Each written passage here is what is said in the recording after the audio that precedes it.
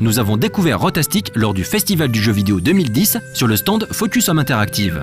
Malgré ses graphismes non définitifs, le gameplay du jeu était déjà furieusement prenant, simple et original, avec une option multijoueur à 4 tout simplement énorme.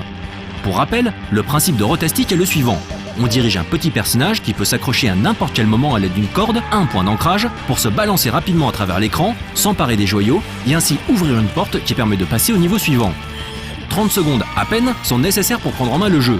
Pourtant, les développeurs se sont attachés durant ces derniers mois à rendre leur titre encore plus accessible et lisible, comme nous l'explique Martial Dreville, gérant du studio parisien Dancing Dots. Alors quand on s'est vu en septembre, on était en fin de production pure. Après, on a appliqué du polish pendant 6-7 mois au jeu, c'est-à-dire qu'on a restreint l'équipe, on s'est concentré, on a fait venir beaucoup de joueurs, on a fait venir à peu près 80-90 personnes pendant les 6 mois. Fait des sessions de test du jeu chez nous, pris des notes, recueilli les avis, voir ce qui passait bien, ce qui passait pas bien, rajouter des écrans d'information, rajouter des vidéos aussi en début des niveaux un peu complexes pour montrer ce qu'il y avait à faire, comment on pouvait bien le faire aussi, parce que c'est un jeu qui est quand même simple en termes de prise en main, mais qui a un côté très technique à partir du moment où on passe plusieurs heures dessus et on veut commencer à faire du score, notamment pour se challenger avec ses amis. Équilibrés, peaufinés furent ainsi les priorités des développeurs qui ont tout misé sur le gameplay pour décider de mettre de côté une scénarisation de la campagne solo, finalement assez accessoire. Le solo, on s'est concentré sur le gameplay effectivement. Il n'y a pas de scénario, on rentre direct dans le jeu, c'est du brut, c'est vraiment du gameplay pur. On rentre, on a mis des temps de chargement courts, très très courts, peu de messages d'information. On prend le jeu en main, on performe, on fait du score, on avance les niveaux, on débloque du casque pour débloquer les mondes, débloquer les personnages et on s'est vraiment concentré sur les sensations. La campagne solo du jeu proposera 70 niveaux et 7 mondes à débloquer. Malgré sa simplicité, le gameplay de Rotastic ne manque pas de profondeur. Il est ainsi doté d'une forte dimension scoring grâce à la possibilité d'augmenter son score en récoltant des gemmes de même couleur à la suite, voire en réalisant des figures acrobatiques. En multi, c'est la même chose avec en plus la possibilité de couper les cordes de ses adversaires. Une nouvelle fois, l'équipe s'est attachée à équilibrer le multi du jeu en prenant certaines décisions, comme le fait que les personnages ne posséderaient pas des attributs distincts. Les personnages ont tous les mêmes compétences. C'est un petit jeu qui est apéro. On prend l'apéro avec des potes, il y a quelqu'un qui débarque, on lui donne la manette, il peut jouer. Il n'y a pas 36 000 trucs à apprendre, ça vient avec l'expérience, mais la mise en bouche, elle est directe.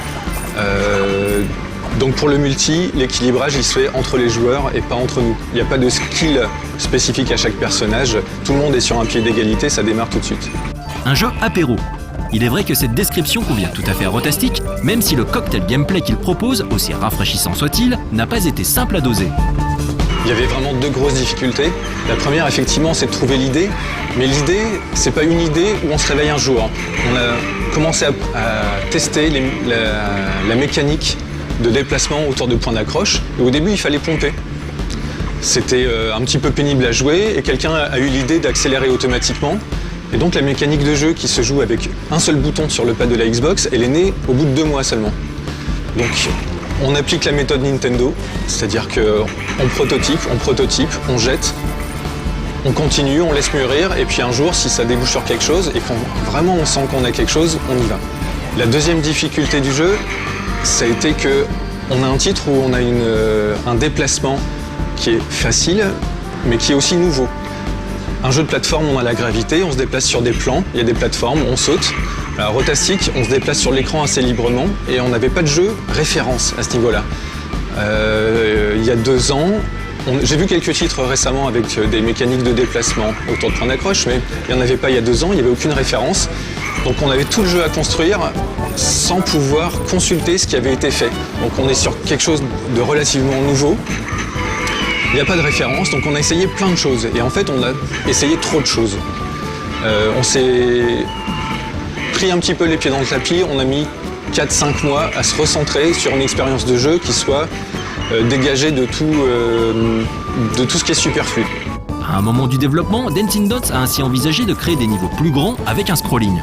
Mais ils se sont vite rendus compte que les mouvements d'écran perturbaient les joueurs et réduisaient la lisibilité des niveaux, surtout en multi. La qualité du mode multijoueur a en effet été l'une des priorités de Dancing Dots. Dans la campagne solo, on explique les tricks, les figures qu'on peut faire en se baladant à l'écran autour des points d'accroche. Les tricks servent à te créer une jauge de bouclier et une jauge pour te raccrocher rapidement.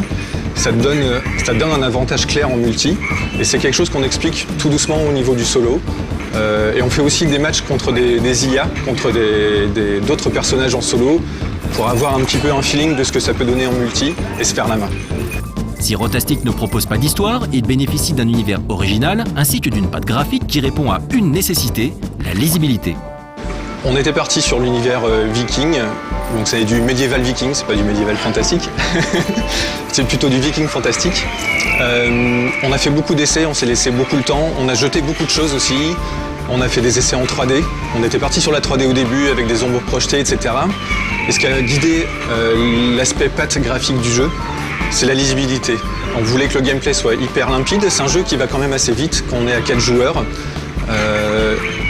Donc on a travaillé sur les couleurs, on a travaillé sur le fait de mettre en avant les personnages, mettre les backgrounds assez lisses, assez peu contrastés, pour mettre toujours le gameplay en avant et qu'on ne soit jamais perdu. Ça c'est quelque chose que j'apprécie dans les jeux des anciennes générations et qu'on en repère un petit peu maintenant, c'est le côté lisibilité, qui se voit pas beaucoup mais qui se voit sur un jeu qui est très travaillé et qui fait qu'on comprend toujours ce qui se passe à l'écran.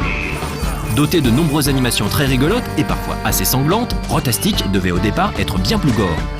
Au début, on ne s'est pas imposé de limites. C'est un jeu qui a un côté surtout humour potache.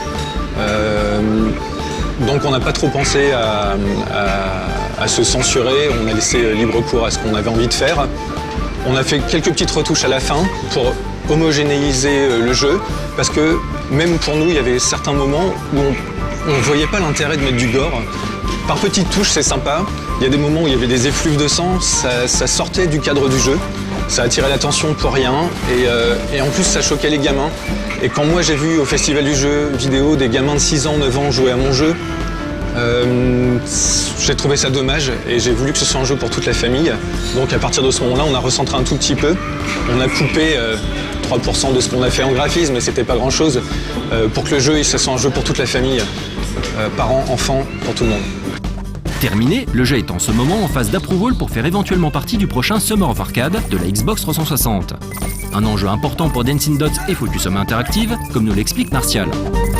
Le Summer of Arcade, c'est un programme de Microsoft l'été qui fait beaucoup de promotions, beaucoup de communication autour d'une palette de jeux très très ciblée, avec un choix de jeux de qualité.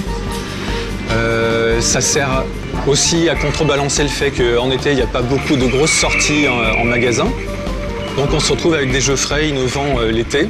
Et c'est une promotion qu'on aimerait bien intégrer. On a fait la demande, on est en attente de réponse. On serait très honoré d'y participer effectivement. Et on trouve que Rotastic, par son côté immédiat, cadre vraiment bien avec le Xbox Live Arcade pour ça. Alors le cahier des charges pour le Summer of Arcade, Microsoft ne demande pas énormément de choses. Il demande d'abord un très bon jeu, clair. Un jeu qui soit prêt à l'heure aussi pour l'été, c'est pas toujours évident. Ils ont eu des surprises les années précédentes avec des jeux qui n'étaient pas finis, qu'ils ont dû décaler, voire sortir du programme pour réintégrer d'autres jeux à la place.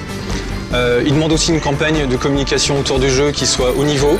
C'est-à-dire qu'on peut avoir un bon jeu, mais il faut quand même en faire parler pour qu'il soit connu. Ils demandent aussi des bons outils, un bon trailer, des bonnes ressources visuelles pour faire un chouette site web, faire de la communication, les newsletters autour de ça. Eux le font pour leurs jeux en interne qu'ils prennent à partir de développeurs indépendants. Nous, on travaille avec un éditeur qui nous a aidé à remplir ce cahier des charges et à faire la soumission pour le Summer of Arcade.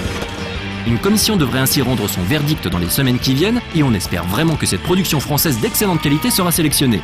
Rotastic pourra ainsi emboîter le pas de prestigieuses productions telles que Shadow Complex, Limbo, Lara Croft and the Guardians of Light, Braid ou encore Trials HD dont Martial est un fan inconditionnel.